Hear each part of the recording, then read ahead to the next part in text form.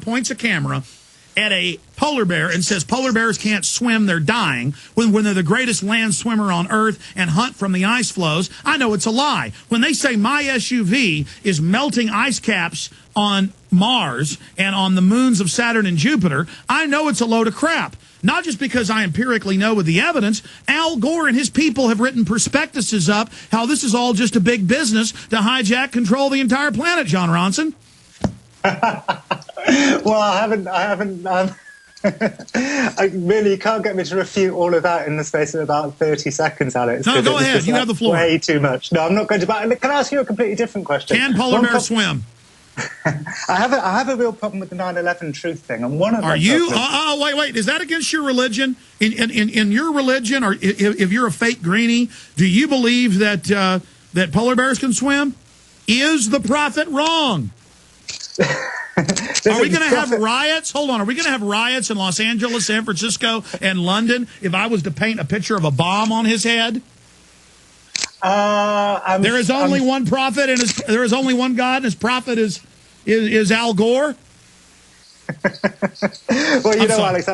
Okay. Well, as always, your kind of oratory is stunning, and it's something that I find kind of quite amazing about you. But I can't answer. Oh, come on. And one of the reasons why I can't answer any of that stuff is because, frankly, Alex, I've been so busy with these other projects that I'm working on. I haven't really looked into the whole global warming denial movement, and I just don't feel in any way equipped to talk about it. The denial movement. Okay, you brought up 9/11 truth. What's your problem with that?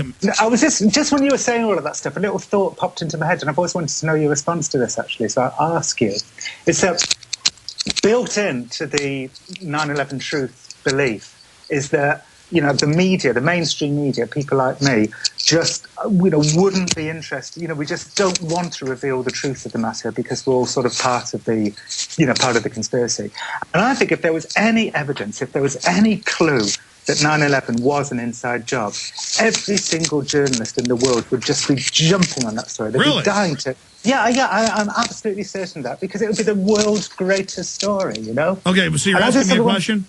Yeah, I'm asking the question that, you know, it's impossible to rationally believe that every journalist in the world who would have any kind of... Okay, that's a false statement. That's a false statement. The establishment selects and promotes journalists in the controlled left and controlled right paradigm that already fit into the worldview and buy in to the official story and believe there's never anything behind curtains. Okay? But if... Yeah, but hold on. There have been a lot of reporters that have gone public. They've been ridiculed or fired. Underwriting Laboratories, Kevin Ryan got fired, one of their chief engineers. There are policemen on tape saying, get back, they're going to bring down 7. The BBC reported Building 7 had fallen before it fell. Then they lied and said they didn't say it. Then they said, oh, it was an accident. Then they admitted Reuters had given them that. Just like the news media printed that Lee Harvey Oswald had been captured before his name was even out in Dallas. They got the names wrong because of time zones in Asia. That's confirmed. When you look at NORAD standing down, when you look at the hijackers trained at U.S. military bases, it actually was in AP, Reuters, the San Jose Mercury News that the head colonel over the head base said, look, I trained hijackers at my base. I don't know what happened, but these guys were working for the U.S. government. Okay?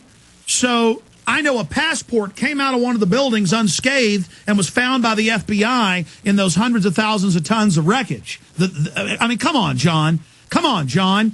I mean, Gulf of Tonkin was staged. It's not a conspiracy theory. Operation Northwoods is declassified where the government planned 9/11-style attacks, Bubba. All I'm saying is, look, 6 of the 10 commissioners have said the entire thing was a fraud and a cover-up. Why isn't that in the news more, John? Granted, it's been in the Washington Post, but nothing ever happens. Well, I sort of wish I hadn't brought up 9/11 again, because we've been, you know, the likes of me and the likes of you have been through this stuff a zillion times over the years. But I still don't think you answered my original question, which is that, you know, I work within a world of the mainstream media, especially on the left, and I know that journalists on the left and journalists on the right would win a Pulitzer the size of a building if they could somehow provide evidence. Okay, take Monbiot. Take that Monbiot guy at The Guardian, one of your colleagues. He writes articles a year ago saying, I'm a kook, there's no world government.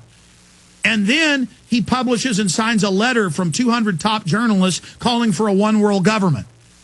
I mean, they're intellectually bankrupt, John. I mean, you can't have it both ways. World government's good. World government doesn't exist. I'm not saying you're doing that. I mean, you'll at least admit they're saying it. But if you were a good little globalist, you'd come on here and say, no, Alex doesn't exist, and then write a book about how great world government is. Well, as I said earlier in the interview, my view about world government is that I think it was this kind of, what they considered to be a kind of idealistic vision in the early 50s that sort of, history shows has turned sour because what nobody expected was that CEOs would behave in a psychopathic and selfish and irrational way. Never that. Hey, listen, in the time we got left, JonRonson.com, and I'm going to try to twist your arm for 5 more minutes after this break, just the whole hour, because this is too great having you on. I want you to be able to ask me some questions, too. But did you get to meet George Clooney or Ewan McGregor or any of these great actors? Yeah, I did. I went onto the set and watched them film it for a few days in Puerto Rico, and then I went around the various premieres, in Venice and Canada and London and Toronto. And so, yeah, I spent some time with them. Pretty nice guys, I hear. They all were. Now, do they think it's ridiculous, or do any of them buy into this stuff? Well, I think the only 2 people I know who were like in the kind of core of the movie who did believe in the paranormal stuff was Jeff Bridges. I mean, he's certainly a believer. And he got on very well with Jim Channon, who's the real guy who he plays in the movie. And Grant Heslov, the director, he says even though he has never seen any paranormal stuff happening, he wants to believe that it can. And actually, I think a lot of the people who like the movie like it because it's got a sort of warm heart to it and it's got a humanity to it, whereas my book is a bit more sort of cynical. All right, shifting gears quickly in case you can't, because I know you got family, hold over another 5 to finish up.